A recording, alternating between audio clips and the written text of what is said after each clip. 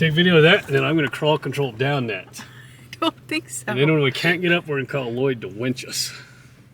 He doesn't No. have a winch.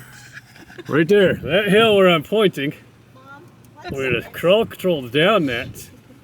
And then if I can't make it, we're going to call Dad to winch us. Ha ha ha. Well, that's not going to happen. Today on Legendary Trails, our adventure is located in the heart of western Colorado near Hotchkiss. I did not forget You your brought both of kombuchas. mine. Thank God. 'Cause Anyway, It's so not for today you. we Not for are you. going out to the Eagle Rock Shelter area near Hotchkiss, Colorado. And we've never been there before, and we don't know really what's out there. We've heard that this is where they found the second most oldest in Native American basket.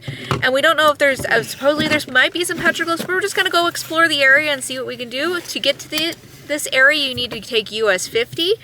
And then so far it's been just a gravel road, so we will keep you updated. Located far from the mountains in the heart of the desert near the Gunnison River, there is a sacred place. This place features rugged hills that give way to the river bottom, natural game crossings, and an oasis for vegetation. It sounds like a nice place to live, right? Well, that's what the native peoples thought thousands of years ago, so they did. To reach this interesting site, you must traverse the adobe-covered hillside and navigate your way to a small parking lot where you can hike to the site.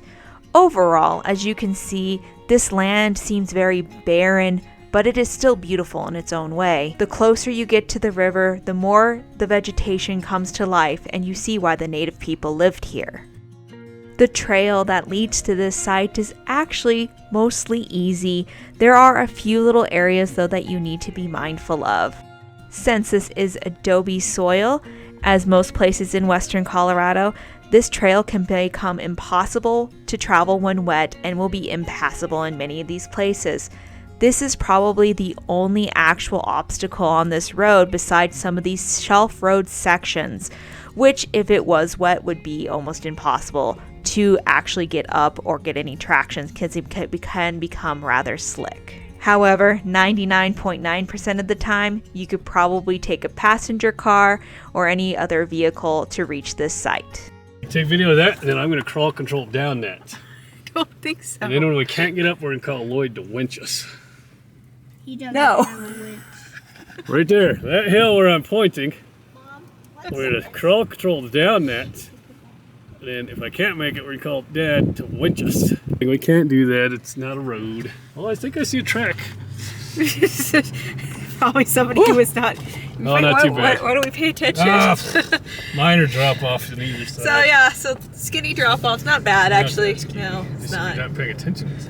Yeah, you're joking about driving off the edge. I'm joking about crawl control, but I'm not joking. My dirt bike could make it. Never Dad's dirt skitter bike. down that. You die. You wouldn't die. This actually, you could roll almost all the way down these and survive just fine, just be hurt. Yeah, not feeling very great about yourself. Fine, if you know how to skitter, fall, and control your slides. No big deal for an athlete of my caliber. So as you're driving on this road, you'll notice that there's a lot of side detours and a lot of them lead to amazing overlooks. So here we have the Raggeds. And you can see them. The Gunnison River is down below them, and it is really cool. So do take some time to explore. We're finding some really nice offshoots. Now, if you're having issues staying on the main trail, so far Gaia has been pretty good. If you're not familiar with Gaia, it's a free app you can download on your phone, and it actually works with Android Auto now. So we do recommend that, and we are going to continue on the trail. Made it to the trailhead for the Eagle Rock Shelter, and so we are the only ones here, so should be a nice trail to get to experience things by ourselves. The man, the myth, the legend is wearing his legendary hat. Oh! You ready to see some rock art today? Oh yes, always. Always. Brought my ski mask in case I have to ski down. It's actually the old bandito mask. There we go.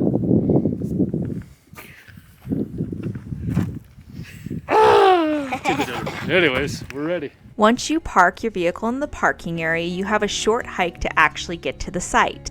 This hike, for the most part, is actually pretty easy, and it's not too hard to navigate down to where the site actually is. This hike, however, does have a few steep sections that you're going to have to watch out for, especially when you come back up. As you can see here, it's pretty much just a normal desert hike, nothing too spectacular to look at. You will be hiking towards the river, and you will get a river view from the bottom. As you can see here, Everett and Dane are navigating some of these little rocky step sections. Dane's making a joke by laughing because it's really not that steep, and it's pretty fun to actually hike down towards this area. One thing to note is that you will be going downhill all the way in, for the most part, to the actual site. So that means you're going to have to hike all the way back up. So just keep that in mind, that you're going to have to go back up what you came. At this point of the trail, you will get this amazing view of the Gunnison River bottom as you get closer to the Eagle Rock shelter. So far it's an easy trail.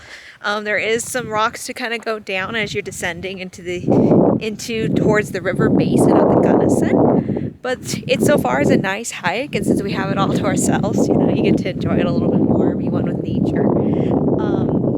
I definitely like it. I do recommend, but the recommendation is horses are probably not your best idea, especially with those rock steps up there. It might be very difficult. So I would definitely do this one on foot so far. That was a big jump. Oh, I didn't.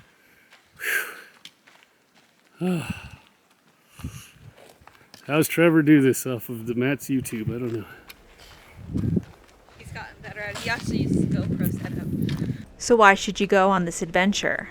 This site is nearly 13,000 years old, making it one of the oldest sites in Colorado. To put this in perspective, the early occupants of this site were living here 10,000 years before the cliff houses that were built in Mesa Verde, and 8,000 years before the pyramids were constructed in Egypt. That's pretty amazing, right? This shelter was inhabited for about 5,000 years before they mysteriously disappeared from this area. Today at the site, you'll see the weathered petroglyphs and wonder about the people who created them, and wonder why they left this amazing place. Besides the petroglyphs, there's another amazing fact about this area. Because of the rock overhang protecting this site, the second oldest basket ever discovered in the United States was found here.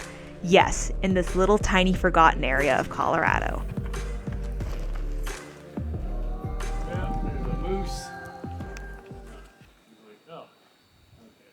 You got the I water. spotted all those. Yeah. Between all of them, they all communicated trails. Right. So, she weighs a little bit. Yeah, you see the female one, bull moose. Bull oil. One semblance looks like the ones down near Hurricane. You see little joke ones, and like a lizard one almost.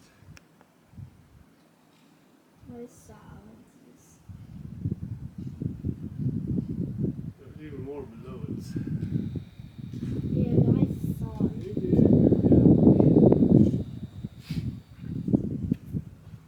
Might have been a summer one, people. It was on the east side. It would have been very hot in the summer. I mean, cool in the summer. The sun would be high here. You get sun there in the afternoon. Very wise. Yeah, so you're probably right. They moved in the winter. Yeah, I guess so. I don't know where to though. Well, probably towards like the 25 Mesa area and things like that, I would imagine. But yeah, with the river being right there, I would imagine that this would be a good place. And Might have been a winter one for all I know. it could have been. It could have been all year round because of the elk. 'Cause the elk don't come down until winter. Come down till late. Yeah. So Here though, you got elk, deer, goats, corn stuff. So we just finished at the Eagle Rock shelter, and it is really neat overall. There is some really great historical things. I wish there was some better pictures on the signs. The pictures are kind of washed out, and the information, but it's a pretty good hike down here, and you're right above the Gunnison River, so that's really nice. And overall, I think it's definitely worth seeing. So we're gonna work on hiking back out. We're not doing the whole loop because I'm not into that kind of torture today. So we are gonna work our way back. As you can see, the hike is not too bad coming out. You've already done it on the way in, so you kind of already know what to expect. I do recommend that doing this hike when it's not in the middle of summer, since there is no shade available on this trail.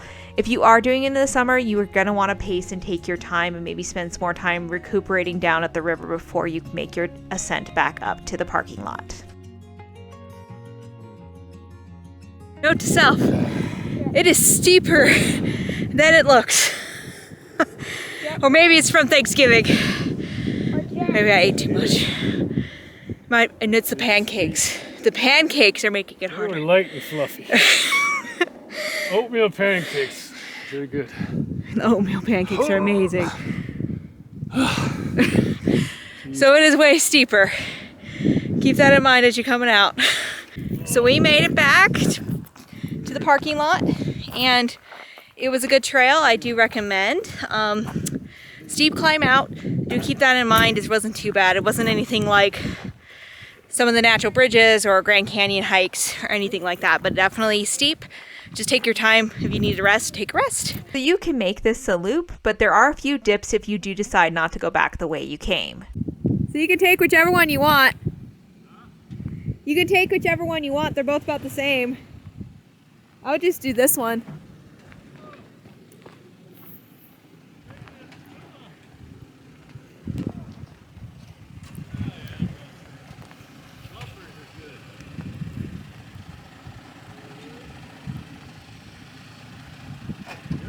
Yep. Yep. Plenty of room. Shorty bed tire would be 1 foot approximately. Right there. The center. So the center would be right here. So really it's not a huge difference. Oh, hi. Hi. It's not a huge difference, people. I mean, it's huge enough for those extreme people. I can't get in, it's too tall. Help! Help! Yeah. Oh, I do miss the grab handle the Jeep had.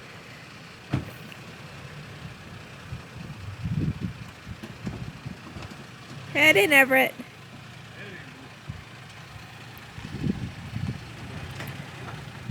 Ow! Ow! Just your hitch. My hitch. The poor hitch. Next time on Legendary Trails, we find out if our 2022 Toyota Tacoma can follow in the Jeep Gladiator Mojave's footprints. Thanks for watching. Please like, subscribe, and share with your friends. And if you're not caught up on all of our adventures, you should click on the suggested videos. We hope to see you out on the trail soon. Bye for now.